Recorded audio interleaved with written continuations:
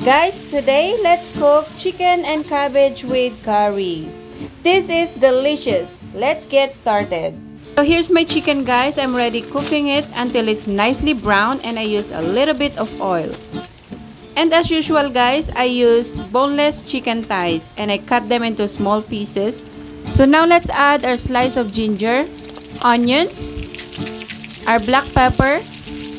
So I'm also using Jamaican style mild curry. And this is my favorite curry powder, guys.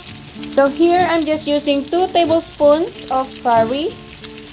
And I'm also adding salt to your taste, guys. It depends on the curry powder that we're using, guys. If you know your curry is salty, then just put a little bit of salt. So let's just keep on stirring, guys, and let it cook for about 1 to 2 minutes. And we just want all those flavors come together. And now we're going to add our cabbage. So as you can see, guys, I cut my cabbage just like this. So let's just keep on stirring, guys, until our cabbage is nicely cooked. You can also add a little bit of water and cover it. But for me, I'm good like this because I don't want my vegetable to be overcooked. And this is it, guys. It's quick and easy. Serve and enjoy. Thank you for watching.